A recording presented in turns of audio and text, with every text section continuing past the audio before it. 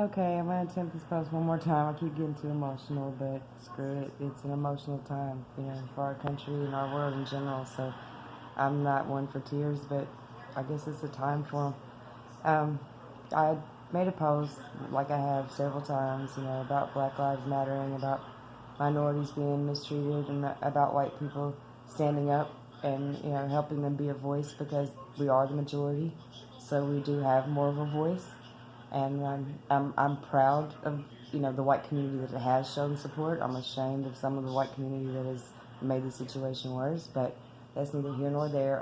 This gentleman, and I'm being very nice when I say that, this bigot, but I really don't want to stoop to name calling this guy. Um, felt the need, I guess, to troll. Felt the need to get some attention, like I'm seeing happen all night tonight on Facebook, but.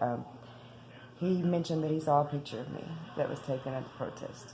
And yeah, there was a picture of me, and I wasn't doing anything wrong. I was standing there with my hand over my face in awe, really, of what was happening as I watched, the courthouse burn, as I got tear gassed myself.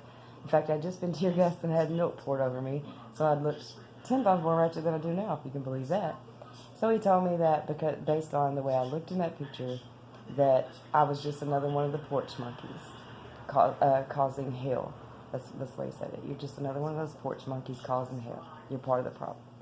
No, buddy, I'm part of the solution. First of all, porch monkey is a racist ass statement, so you're a bigot, and screw you for that. But I was there, in support of my black community. I was there in support of my community in general. I was there, to promote unity, to promote love, to promote justice. That's what I was there for. And I didn't destroy anything. I didn't even litter while I was there. I did nothing to harm anyone at all. I didn't scream, horrible things out. Nothing. I was there to show my support and to be supportive. And that's what I did, and I'll do it again. 10 times over, I'll do it again. But that's not the part that got me. So this guy came back, and because we just continued back and forth, because you know me, I got a mouth, and I know how to use it. But he made the statement that this is not your fight. So my question to him was why? And of course I already knew what was coming. Just knew it. But I needed to see it. I needed to hear it. And I needed other people to see it and hear it. And he said, because you're white. Yeah, buddy, I'm white. Snow white sometimes. But I was born white. None of us get to come into this world and check off a race and pick what we want to be. I'm not ashamed to be white. I'm ashamed of what some white people have done, yes. But every race screws up. And I'm not justifying, I'm not taking sides on one race being better than the other. They're not. We're part of the human race. No one's better than any other. But the fact is that as whites, we are the majority. So our silence does promote the violence. Because the minorities, they're not heard, When you have a smaller group of people against a larger group of people, is going to win. That's just the way it goes. So we can make the minority group larger by uniting with them, by joining hands with them and showing them that we love them despite what other people that might share the same skin color have made them believe with the way they've treated them. And I'm not even really trying to get into the whole, issue here because I could go on all day, but my issue was with his statement, and I want to address that statement because I know that there are so many others like him. And I'm sorry, I'm kind of losing my composure right now, so I want to first say I'm not anti-police.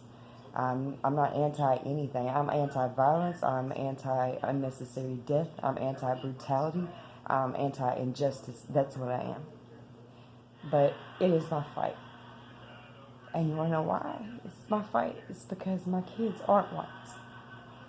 It's because your blonde-haired, blue-eyed child has a 90% better chance of making it home safe tonight than my brown-skinned, brown-eyed children do. That's why it's my fight.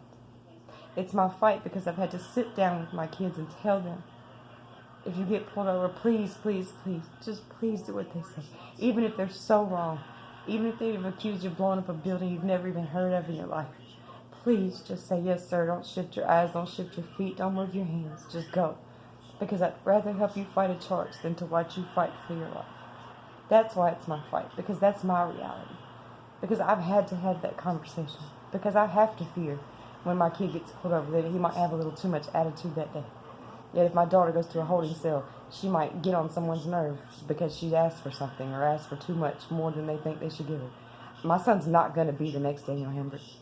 My daughter's not going to be the next Sandra Brown. Not if I have breath in my lungs. Not if I have any chance to make a change.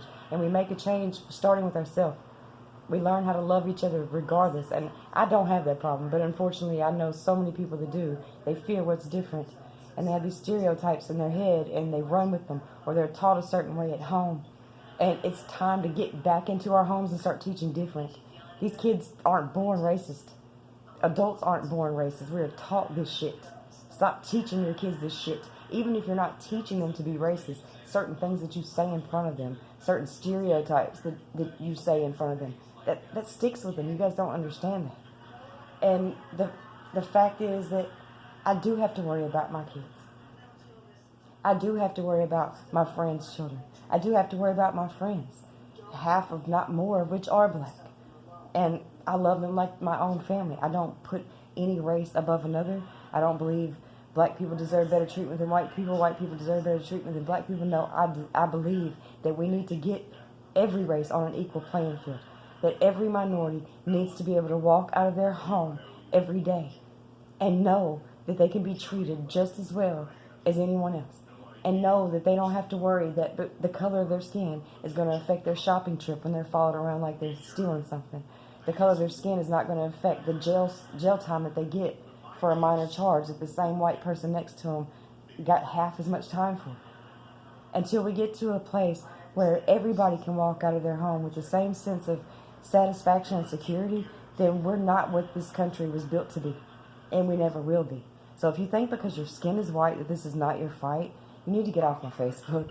You need to get out of my life. Because if you give a damn about the human race in general, if you give a damn about the world that your kids and your grandkids are going to grow up in, it is your fight. You do have an obligation to speak out against injustice, to speak out against wrongful death, to speak out against, lack of opportunity and favoritism. If you can't do that, then sit the hell down and shut up. Don't come for people like me. Because I will fight this fight until the day that I die. And I promise you that.